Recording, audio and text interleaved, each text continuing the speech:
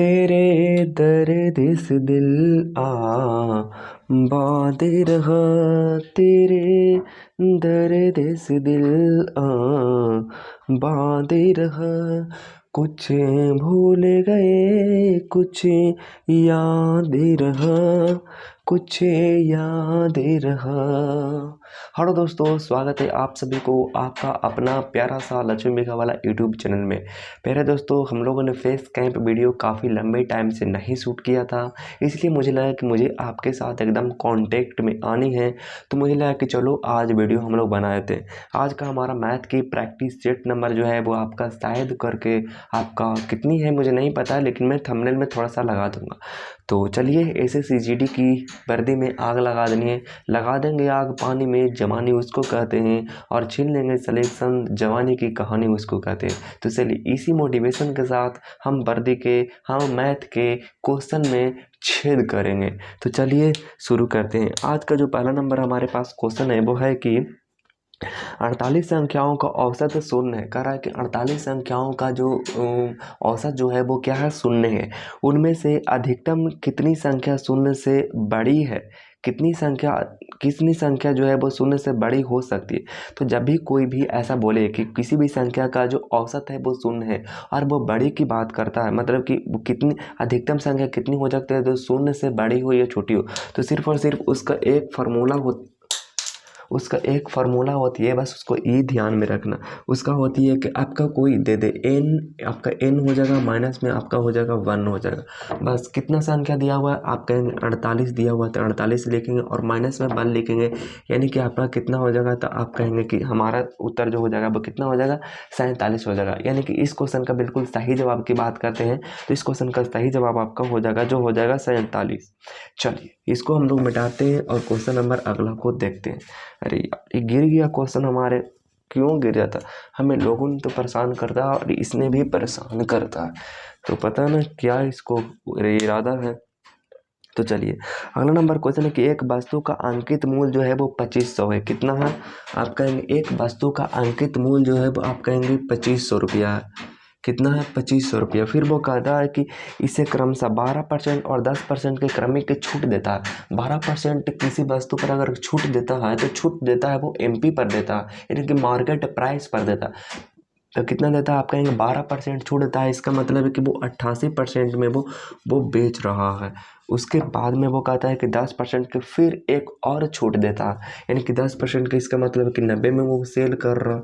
यहाँ से हम गुना करते हैं तो 1 शून्य से 1 शून्य, 1 शून्य से 1 शून्य, 25 चौके 100, उसके बाद में 4 दूनी के आपका 8, यानी कि 9 दूनी के 18, 9 दूनी के 18 और 1 19 पर 1 शून्य, यानी कि 1980 रुपये में वो क्या कर रहेगा, आपको वो दे देगा। तो ये जो क्वेश्चन का है आपका option number A is the correct उत्तर हो जाएगा। इसका PDF का लिंक आप टेंशन मत लो, मैं दे दूंगा, आप बिल्कुल निश्चिंत रहिए।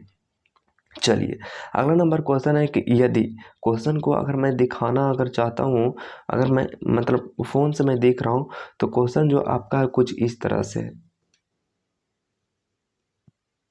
इस तरह से है। चलिए, इसको हम लोग देखते हैं क्वेश्चन हमारा क्या कहता है। क्वेश्चन जो आपका जो क्वेश्चन कहता है कि 5 पर पावर 66 प्लस में आपका 5 पर पावर 66, 5 पर पावर 66, और उसके बाद में इंटू में दिया हुआ है 3 पर पावर 66, 3 पर पावर 66, बराबर में दिया हुआ है 15 पर पावर x प्लस में 7 दिया हुआ। तो चलिए, इसको हम लोग कैसे डील करते हैं, देखिएगा।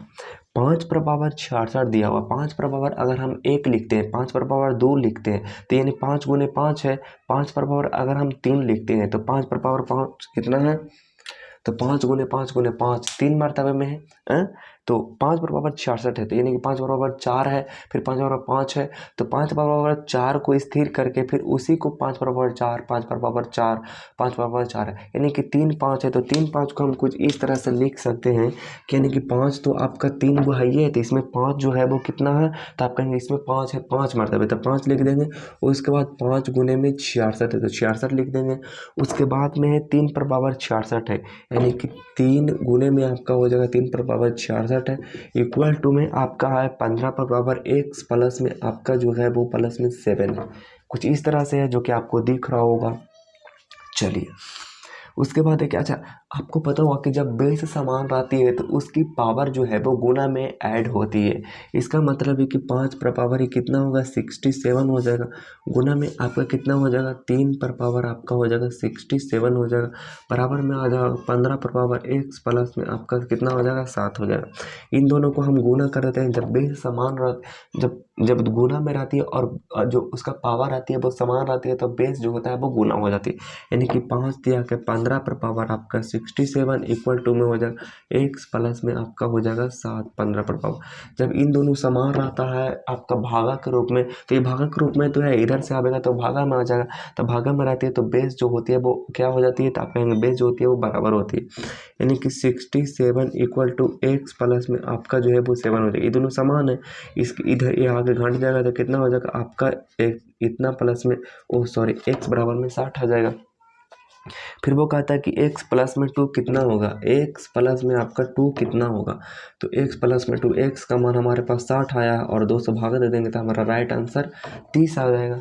तो आपका ऑप्शन नंबर जो है आपका सी इज द करेक्ट उत्तर हो जाएगा। चलिए अगला नंबर क्वेश्चन है कि 13 संख्याओं का औसत 9 है। पहली 7 संख्याओं का और अंतिम 7 संख्याओं का औसत क्रमशः 10 और 9 है। 7वां नंबर ज्ञात कीजिए। चलिए ये भी कुछ ज़्यादा क्वेश्चन नहीं है, कह रहा है कि पहले 13 संख्याओं का औसत जो है वो कितना है 9 है। तो 13 संख्याओं का औसत जो है वो 9 है, तो 13 से अगर हम 9 में गुना कर देंगे तो उन 13 के योगफल निकल जाएगा, यानी कि 13 में 17 से निकल जाएगा। फिर वो कहता है कि अगली 7 संख्याओं का औसत जो है वो कितना है, आप कहेंगे 10 है तो उसका योग निकाल लेते हैं 70 आते हैं। फिर कहता है अगली 7 संख्याओं का जो औसत है वो कितना है 9 है, तो 9 निकाले तो 9 7 के 63 हो जाएगा।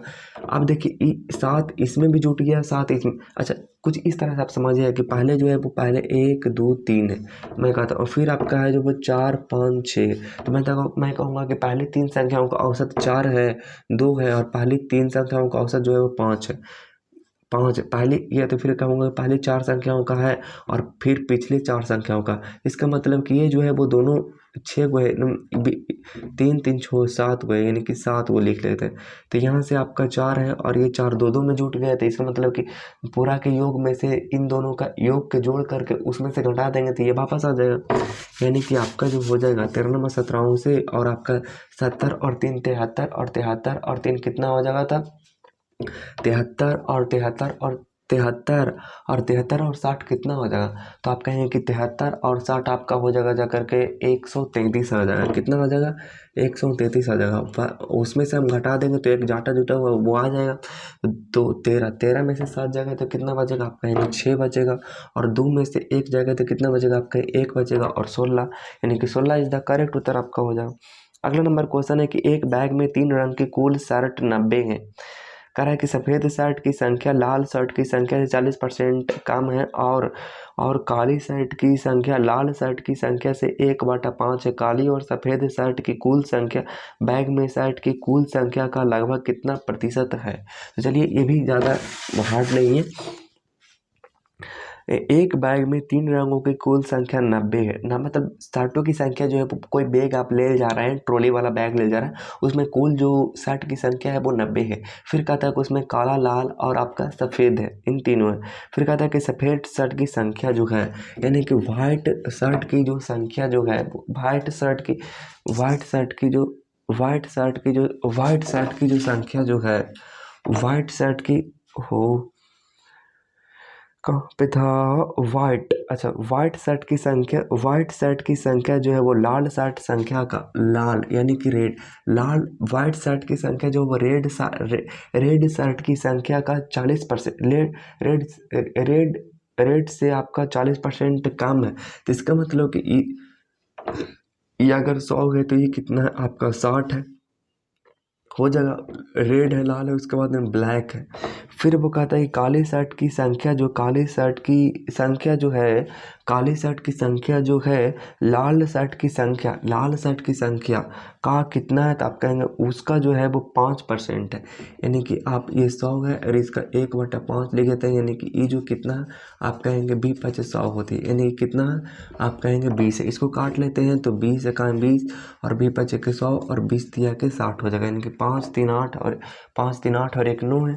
फिर वो कहता है कि काली और सफ़ेद शर्ट की कुल संख्या, काली और सफ़ेद शर्ट की काली और सफ़ेद शर्ट की कुल संख्या 4, सफ़ेद शर्ट की कुल संख्या, बैग में रखे शर्ट की कुल संख्या, बैग में रखा हुआ है 3 और 5 3 और 8 और 8 1 9, कुल संख्या का कितना कितना प्रतिशत है। 100 पूछता है, उसको गुना कर देंगे, यानी कि 100 यानी कि 9 चौके 36 और 9 चौके 36 4, फिर आपका 9 चौके कितना हो जाएगा 9 चौके 36, 36 फिर 4 उतरेगा, फिर दशमलव, फिर 9 चौके 36, मतलब लगभग आपका जो है वो 44% हो जाएगा।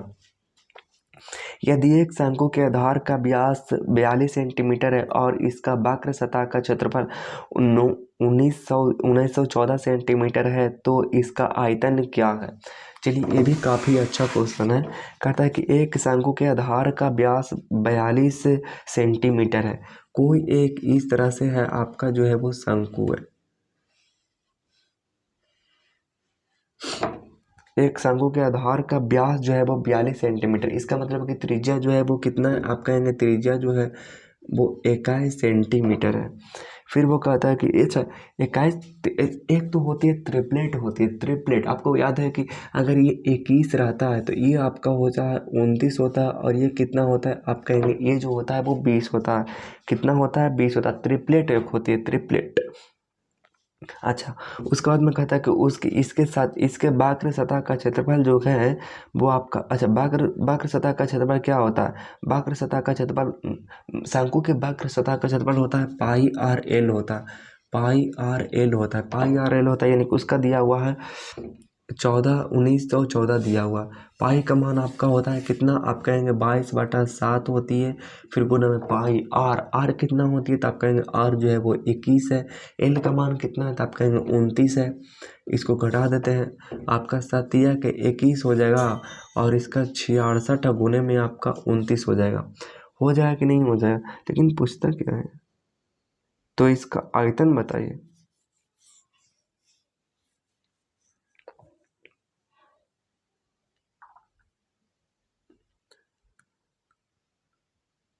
तो एल तो दिया हुआ है, तो एल तो कोई मतलब नहीं, लेकिन दिया हुआ है तो इसका आयतन क्या होगा। तो आयतन बराबर शंकु का आयतन क्या होता है, शंकु का आयतन होता है आपका पाई आर एल होता होगा ना, पाई आर एल होता है।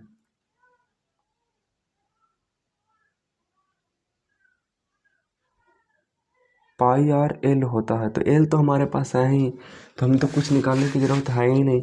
तब निकालना है हमको इसका आयतन निकालना है, तो आयतन होता है 1/3 पाई आर स्क्वायर एच होती है। कितना होती है 1/3 पाई आर स्क्वायर एच होती है। तो 1/3 गुने आप लिख लीजिए 22/7 गुने में आपका आर का मान 21 गुना में आपका 21 गुना में एच का मान आपका है 20, तो 20 लिख लीजिए, 20 ही तो होगा। अब ये देख लीजिए, जैसे ही आप यहाँ से देख लीजिए तो आप 7 के 21 हो जाएगा और 66 आपका हो जाएगा। फिर 3 से ये 3 कट जाएगा और फिर आपका हो जाएगा जा करके 22 गुने 21 गुने 20 हो जाएगा। तो 22 गुने 21 कर लीजिए तो 21 दूनी के 42 और 21 दूनी के 42 बटन 2 4 और 2 6 और 4 हो जाएगा। फिर इसको 20 से गुना करते हैं तो कितना हो जाएगा 2 दूनी के 4 और 6 दूनी के 12 और 4 दूनी के 9, यानी कि 92 40 92 40 option number D is the correct उत्तर हो जाएगा। बना के देखिएगा, बन जाएगा। अच्छा, अगला नंबर क्वेश्चन है।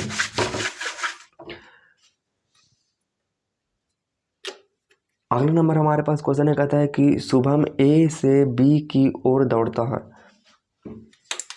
शुभम जो है वो ए से बी की ओर दौड़ता है, ए से बी की ओर दौड़ता है और विशाल बी से ए की ओर दौड़ता है। वो इस तरफ से दौड़ता है।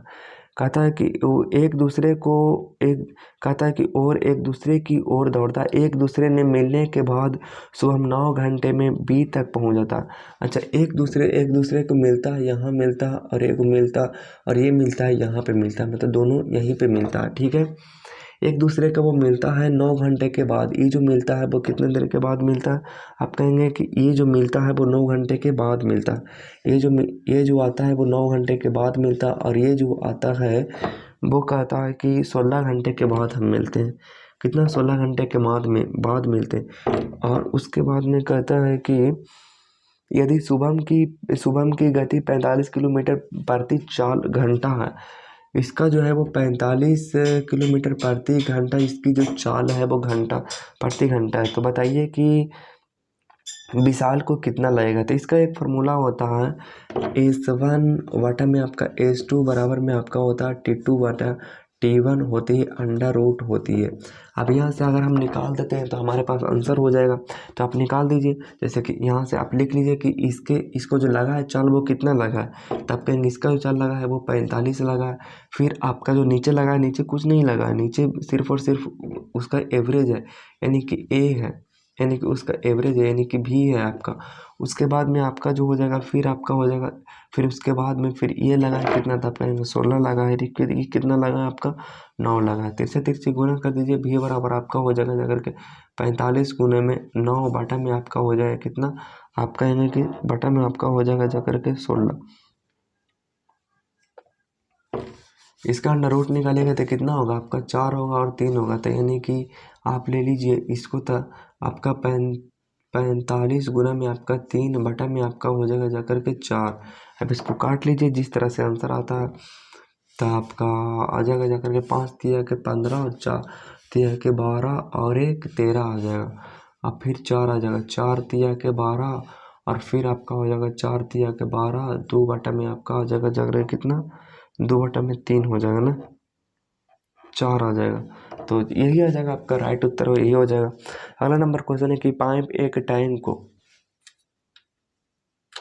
काफ़ी अच्छा क्वेश्चन है। कह रहा है कि पाइप एक टैंक को 15 मिनट में भरता है और टैंक के नीचे लगा नल 4 लीटर प्रति लीटर की दर से पानी निकालता है। यदि पाइप और नल दोनों को एक साथ खोल दिया जाए तो टंकी को 20 मिनट में भर सकता है। टैंक की क्षमता बताइए। देखिए, ये भी आपका एक पाइप जो ए है जो 15 मिनट में भरता है, ए जो है वो 15 मिनट में भरता है, और ए और बी जो है वो उन दोनों को जब खोल देता है तब क्या कर देता है? वो 20 मिनट में भर देता है, 20 मिनट में भर देता है। लेकिन ए बी जो है वो माइनस है, वो निगेटिव करता है। ठीक है, इन दोनों का एलसीएम ले लेते हैं तो कितना आ जाएगा आपका? 60 आ जाएगा। 60 आएगा कि नहीं आएगा? अच्छा, ये जो 15 चौके 60, ये जो इसका जो पावर है वो 4 का पावर है, और इसका जो पावर है वो 20 तिया 60 3 का पावर है, जिसमें कि बी जो है वो उसका नेगेटिव है। इसका मतलब कि बी का समय जो है, यानी ये तो ये है तो माइनस में बने ना वो होगा। जो 3 का इसका मान प्लस वाला आ गया तो बी तो माइनस वन ही होगा, तो बी माइनस वन होगा। तो आपका ये लिख लीजिए कि बी का जो समय है वो 60 मिनट लगेगा। कितना लगेगा? कहे कि माइनस वन है और उसका मान जो है वो 1 है, तो 1 लिख देंगे, यानी कि आपका जो कितना हो जाएगा? लगभग 60 मिनट हो जाएगा। अच्छा, अब 1 मिनट में आपको बोला है क्वेश्चन में कि 1 मिनट में वो 4 लीटर खाली करता है। 1 मिनट में वो 4 लीटर खाली करता है, तो 60 लीटर का भरा हुआ टैंक जो है वो कितने मिनट में खाली हो जाएगा? तो आप कहेंगे 6 चौके 24, यानी कि 240 मिनट में वो 240 लीटर पानी को आपका जो है वो 60 मिनट में निकाल देगा। अगला नंबर क्वेश्चन, कुमार न्यूनतम संख्या जिसे 3 3 4 7 5 3 4 3 4 3 4 7 5 में जोड़ा जाना चाहिए ताकि योग इतना इतना इतना से पूर्णतया विभाज्य हो जाए। कह रहा है कि 4 को ऑप्शन दिया हुआ रहता है, तो उनमें से कह रहा है कि इन संख्या को हम क्या जोड़ दिया जाए ताकि उसके योग जो है वो सारी संख्या से विभाजित हो जाए। तो चलिए उसको हम जोड़ के देखते हैं। पहला ऑप्शन जो है आपका 6 है, तो 6 को हम धरते हैं तो 6 5 11, 2 से विभाजित नहीं होगा। उसके बाद में अगर हम 5 धरते हैं तो 5 5 10, 2 से होगा आपका, 3 से होगा कि नहीं होगा? तो 4 और 4 और 3 7, 7 और 7, 7 दूनी 14 और 1 15, हाँ 3 से हो जाएगा। उसके बाद 3 से हो जाएगा, उसके बाद 5 से भी हो जाएगा, 6 से भी हो जाएगा। 2 और 3 से अगर करता है तो 6 से वो अपने आप कट जाता है। तो आपका 5 करेक्ट उत्तर हो जाएगा। ए और बी का देखिए ये काफ़ी अच्छा क्वेश्चन है। ए और बी के मान का अनुपात 7:9 है और बी ए और बी के अनुपात जो है वो 7:9 है। बी जो है वो सी से 20 अधिक है। बी जो है ना वो सी से 20 अधिक है। यदि ए और बी का एलसीएम जो है, ए और बी का एलसीएम देखिए एलसीएम जो दिया हुआ 315 दिया हुआ है। उसके बाद में दोनों का दिया हुआ है अनुपात दिया हुआ है। कितना दिया हुआ है? 7:9 दिया हुआ।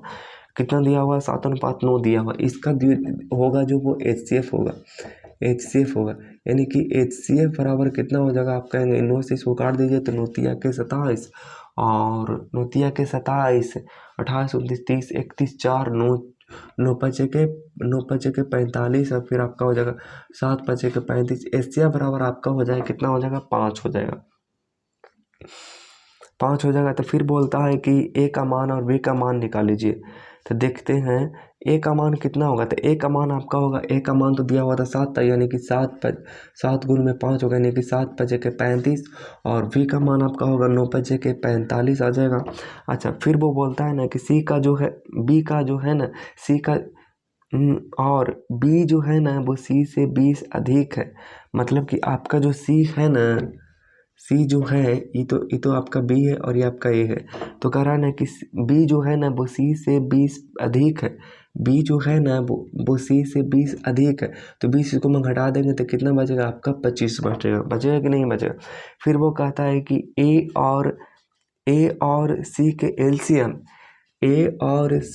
एलसीएम कितना हो जाएगा? तो 35 और आपका जो है वो 25 का एलसीएम निकाल लीजिए तो कितना हो जाएगा? 5 7 5 के 35 और 5 5 के 25 25 हो जाएगा। 7 5 35 और 35 से 5 कितना हो जाएगा? तो 35 5 5 25 के 5 बाकी में 5 दिया के 15 और 16 और 1 17 175 हो जाएगा। फिर कहता है कि ए और सी का एलसीएम और बी और सी का एलसीएम बी और सी का एलसीएम ने 45 और 25 तो 9 5 45 और 5 5 25 गुने 5 5 25 25 2 25 2 25 इतना हो जाएगा 75 यानी कि आपका हो जाएगा 25 और 25 दूनी के आपका कितना हो जाएगा? आप कहेंगे 25 दूनी के 50 हो जाएगा। कितना हो जाएगा? 50 हो जाएगा। तो 50 आपका करेक्ट उत्तर हो जाएगा। अगला नंबर क्वेश्चन है कि 140 प्रश्नों वाली एक परीक्षा में 140 प्रश्न वाली एक परीक्षा में एक उम्मीदवार ने पहले 80 में से 70% सही बनाया, 70% सही बना दिया था। परीक्षा में 60% अंक प्राप्त करने के लिए उम्मीदवार को शेष प्रश्नों में से कितने प्रतिशत का सही उत्तर देना होगा? तो आप देखिएगा यहाँ पे दिया हुआ है कि 140 प्रश्नों वाली एक परीक्षा में एक उम्मीदवार ने 80 में से 70% अंक प्राप्त किए। 80 में से 70% अंक प्राप्त करना चाहिए। परीक्षा में 60% प्राप्त करने के लिए 60% अंक प्राप्त करने के परीक्षा में 60% फिर 70% है। परीक्षा में 60% प्राप्त करने के लिए उम्मीदवार को शेष प्रश्नों में से कितने प्रतिशत की आवश्यकता है? तो उसको कितने प्रतिशत का और देना होगा? दोनों का मिलाकर दिया हुआ है वो 60% अंक उसको और प्राप्त करना। पहले जो है वो 80 क्वेश्चन का उसने अटैम्प्ट ले रखा है तो 140 का तो 40 और 40 और 20 कितना हो जाएगा? 60 हो जाएगा। यहाँ से काट देंगे तो आपका हो जाएगा 2 तिया के 6 और 2 चौके 8 2 चौके 8 हो जाएगा। फिर वो कहता है कि आप यहाँ से लिख लीजिए 70 में से 10 गए थे 70 में से 60 गए थे कितना बचेगा? 10। 3 का मान 10 दिया हुआ है। 1 का मान कितना देगा? 10/3 देगा। 10/3 देगा। अच्छा 4 का मान कितना होगा? तो आप 4 से गुना कर देंगे तो 4 तिया के कितना 10 चौके 40 यानी कि आपका 4 का मान कितना हो जाएगा? 10 चौके 40/में आपका 3 हो जाएगा। पूछता है कुछ ही कि आपका शेष प्रश्नों में से कितने प्रतिशत सही उत्तर देना होगा? तो कितना सही देना होगा? तो उनको 60 और चाहिए और उसने जो आंसर दे दिया है वो कितना दे दिया है? 40 में आपका 3 दे दिया। इसको घटा देते हैं तो कितना और उसको चाहिए आ जाएगा। तो आपका छोटिया क्या 18 180 माइनस में आपका आ जाएगा 40 में आपका आ जाएगा 3। तो आपका आ जाएगा 40 यानी कि कितना बचेगा? 140 में आपका आ जाएगा कितना? आपका 40 आ जाएगा। यानी कि 3 से काट देंगे तो 3 चौके 12 और फिर 2 यानी कि 3 छक्का 18 2 में आपका 3 यानी कि 46/2.3% आ जाएगा। उसके बाद में 3 वर्षों के अंत में एक निश्चित राशि 3 वर्षों के अंत में 3 वर्षों के कह रहा है कि 3 वर्षों के अंत में एक निश्चित राशि 5% प्रति वर्ष की दर से जो साधारण ब्याज होती है वो 1200 रुपया हो जाती है। 3 वर्ष के अंत में 5% से आपका 1200 रुपया हो जाती है। इतना 5 दिया के 15 हो गया यार, 5 दिया के 15% बराबर आपका 1200, यानी कि आपका 1% बराबर कितना हो जाएगा 1200 बटा में आपका 15। तो 5 दिया के 15 सॉरी 3 5 के 15 और 3 4 के 12 400, यानी कि 80 आ जाएगा। आएगा कि नहीं होगा, 80 आ जाएगा 1% बराबर। फिर कहता है कि समान अवधि के लिए मतलब कि रेट जो है वो 5% है। और उसके बाद में कह रहा है कि समान समय के लिए यानी कि 3 वर्ष चक्रवृद्धि ब्याज ज्ञात कर रहा। तो देखिएगा 5% का जो 3 वर्ष का जो होता है वो कितना होता है, तो आप कहेंगे 15 पॉइंट कितना होता है 15.7625 होती है। अच्छा, टोटल जो अमाउंट है वो कितना है, तो आप कहेंगे कि टोटल जो अमाउंट है वो कितना है। इसको निकाल देते हैं तो फिर आपका हो जाएगा जाकर के इतना हो जाएगा। अच्छा, फिर वो कहता है कि चक्रवृद्धि ब्याज क्या कहते हैं, कितना हो जाएगा 15.7625 बटा में आपका आ जाएगा जाकर के 4 हो जाएगा। फिर आपका हो जाएगा जाकर के ये तो कट जाएगा तो हो जाएगा ना, तो ये कटेगा तो आपका कितना बचेगा 1261 बचेगा, 1261, जो कि ऑप्शन नंबर आपका डी में सही है। अगला नंबर क्वेश्चन है कि 10 आदमी 5 दिन में इतना रुपया कमाता है। 10 आदमी 5 दिन में इतना रुपया कमाता है। आपका 10 आदमी 5 दिन में कितना रुपया कमाता है, आप कहेंगे 800 रुपया कमाता है। और 5 महिला 10 दिन में कितना रुपया कमाएगा, ये पूछ रहा।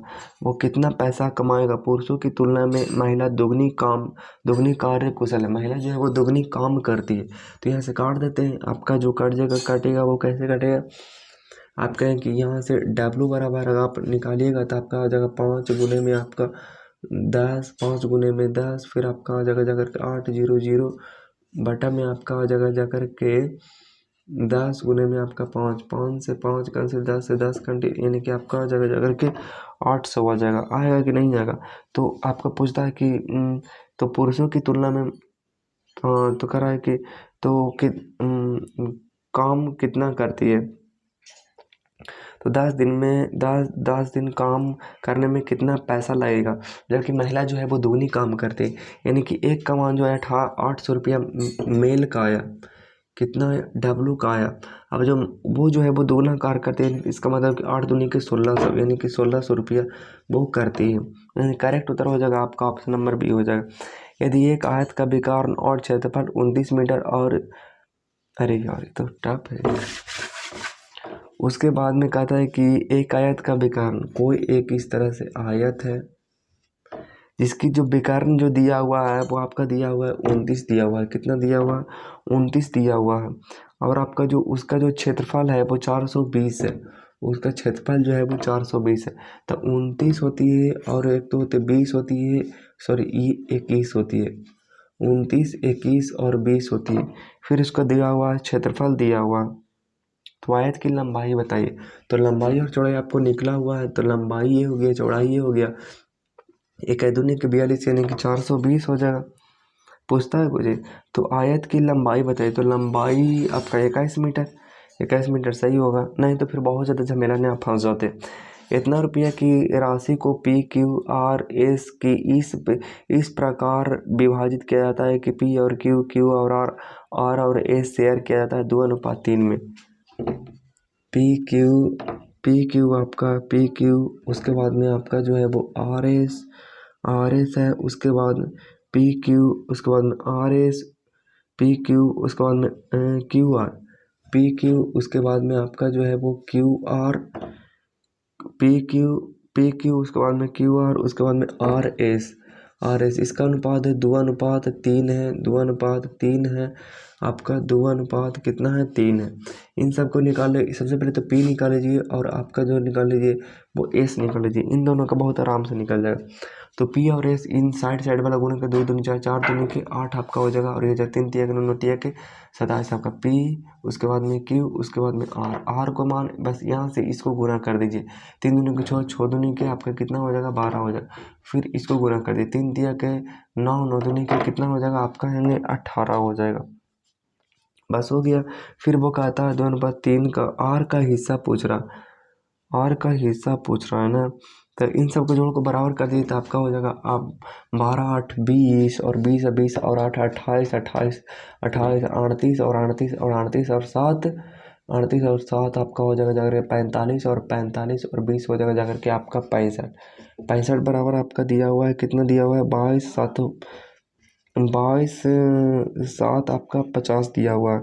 यहाँ से अगर आप भाग लगाइएगा तो कितना लगेगा, तो लगा लीजिए 13 पचे के 65 और 5 से 5 चौके 20, 2 बचेगा 5 से था पापचे 25 और फिर पापचे 25 जीरो, फिर 13 से ही कटेगा 13 के 13, 13 दोनों की चौक 33 के 39, 6 13 पचे के 65 यानी कि 350 आता है ना 350।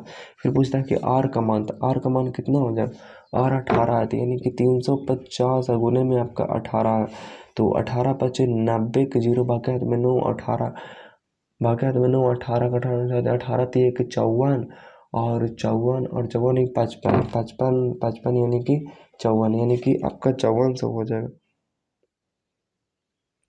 गुना किया हुआ गलती है। 35 से गुने में आपका 18 कितना हो जाएगा, 18 पचे 90 के 0 बाकी हाथ में 9, 18 का 18 18 छत्तीस 18 3 के 54 5 4 54 और 54 और 54 और आपका हो जाएगा 54 और 9, तो 54 और 9 आपका 54 और 9 कितना हो जाएगा, 54 और 9 आपका हो जाएगा जाकर के 63, 63 यानी कि 6300 हो जाएगा, आपका करेक्ट उत्तर हो जाएगा। एक बेईमान व्यापारी लागत मूल्य पर 10% हानि पर वस्तु को बेच देता, 10% का हानि पर बेच देता है, यानी कि 10 रुपये की चीज़ वो 90 रुपये में बेच देता है। कहता है कि लेकिन वो 18 ग्राम के बजाय 16 ग्राम वजन का उपयोग करता है।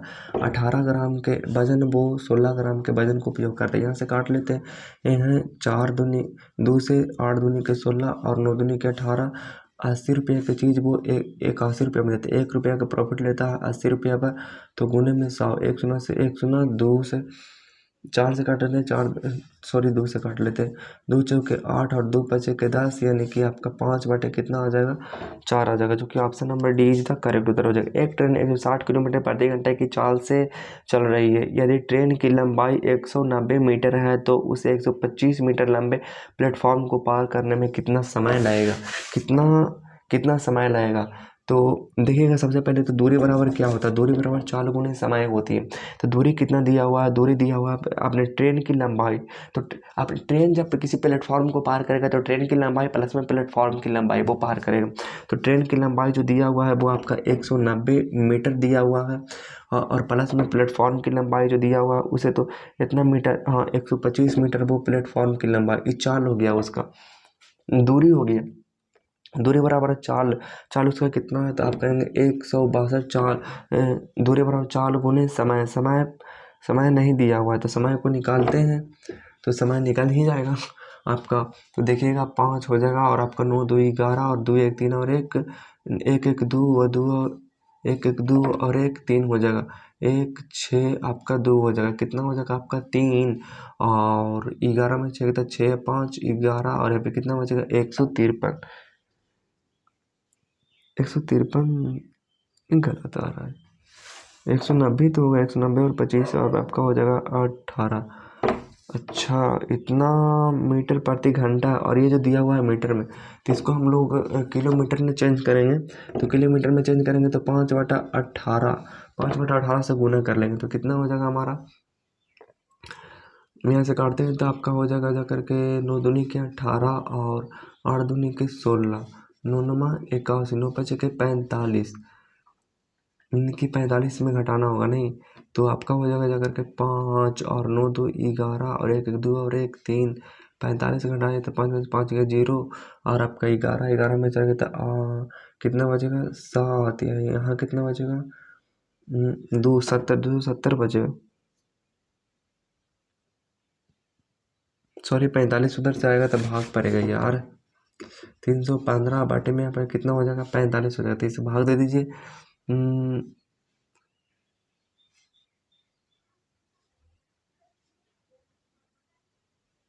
9 से कट जाएगा, 9 × 45 और 9 × 27 और 9 × 45 7, 7 × 35 यानी कि 7 सेकेंड आ जाएगा आपका। 10 बरस पहले प्रशांत और सिमरन की आयु का अनुपात 1:3 है। 1:3 है, 1:3 है। 10 बरस पहले, 10 बरस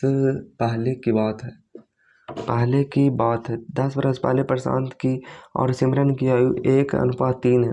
5 बरस बाद उसकी संबंधी आयु का अनुपात जो 1:2 है। कितना है 1:2 है 10 बरस पहले। उसके बाद में आपका जो है फिर हो गया 10 बरस पहले वो है, अब फिर 5 बरस बाद है, 10 से 5 15 हो जाएगा, 10 और 5 कितना हो जाएगा 15 होगा ना, तो 15 इधर लिख लेते हैं और 15 इधर लिख लेते हैं। 15 का मामला यहाँ से हम गुना क्रॉस कर देंगे तो 2 का 2 और 3 का 3, 1 का मामला होगा 15 दूनी के 30 और 15 का 15, यानी कि 15 बचा 1 बराबर कितना आ जाती है आपकी 15, 1 बराबर कितना आ जाएगा आप कहेंगे 15 आ जाएगा। अब यहाँ से इसमें ख़त्म करते हैं, फिर अब आते हैं क्वेश्चन पे। 1 बराबर आपका 15 आ गया, तो 1 बराबर 15 आ गया, तो यहाँ हम 15 से गुना कर देंगे इसको, तो कितना हो जाएगा 15 के 45 हो जाएगा ये। तो ये आपका 10 बरस पहले है, तो 10 बरस अब लाने के लिए इसमें 10 जोड़ देंगे, 10 जोड़ दिए तो कितना हो जाएगा, तो 15 और 10 कितना हो जाएगा 15 और 10 25 हो जाएगा, और इसमें 15 अगर जोड़ेंगे तो कितना हो जाएगा 5 5 10 और 4 और 1 5, यानी कि 50 बरस ही तो पहुँच गया जी, 50 पहुँच गया। लेकिन वो पूछता है कि 10 बरस बाद, तो 10 बरस बाद चाहिए ना, 10 बरस पहले तो 10 बरस बाद, तो वर्तमान तो 10 बरस बाद है, तो फिर 10 चाहिए इसमें, तो ये हो जाएगा 60 और यह आपका हो जाएगा 25 और 10 का 35 हो जाएगा। अब इसका क्या पूछ रहा है जी, इसका योग पूछ रहा है, यानी कि 60 है, 60 होगा ना, 60 और 60 और 3 आपका हो जाएगा जाकर के 95, 95 ऑप्शन देता, अरे 95 तो देता ही नहीं। 45 और 10 कितना हो जाएगा, 45 और 10 आपका हो जाएगा जाकर के 55 और 55 और 55 55 और 10 आपका कितना हो जाएगा 5 और 65 हो जाएगा, यानी कि ई हो जाएगा आपका 100 हो जाएगा, क्योंकि 100 करेक्ट उत्तर हो जाएगा। दो संख्याएं ए और बी धनात्मक है लेकिन एक दूसरे के व्युत्क्रमानुपाती है। व्युत्क्रमानुपाती का मतलब है कि एक इंसान सीधे दम कैमरा की तरफ भाग रहा है तो एक भाग रहा है पीछे की तरफ। अगर वो एक इंसान ऊपर जा रहा है तो एक इंसान ऊपर में भाग रहा है तो दूसरा गड्ढा खोदेगा। यानी कि कह रहा है कि ए और बी का धनात्मक इतना है तो बी है जो 100% बढ़ता है, बी जो है वो 100% अगर बढ़ता है तो ए जो है वो दूसरा 200% बढ़ता है। कहता है कि ए घटता है, ए घटता है कितना, तो आप कहेंगे ए घटता है कितना 100 घटता है कितने के ऊपर 100 के ऊपर गुने 100, तो 100 से 100 कैंसिल।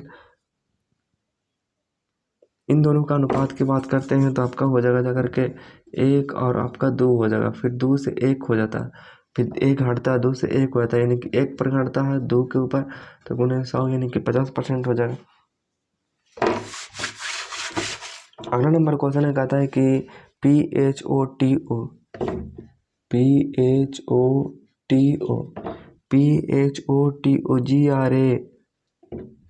GRAPH दोनों तरफ PH है।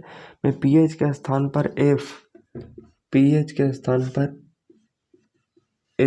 के स्थान पर H लिखा जाए तो अक्षरों की संख्या में कितनी प्रतिशत कमी हो गई, तो अक्षरों की संख्या पर कितने प्रतिशत कमी हो गई AFOTUGRAF 1 2 3 4 5 6 7 8 10 से 8 हो गया, तो इसका मतलब है कि कितना हो गया 2 बटा में आपका 10 गुना में आपका 100 1 सुना से 1 सुना 10 दूनी के 20% आपका करेक्ट उत्तर हो जाएगा। तो इसके साथ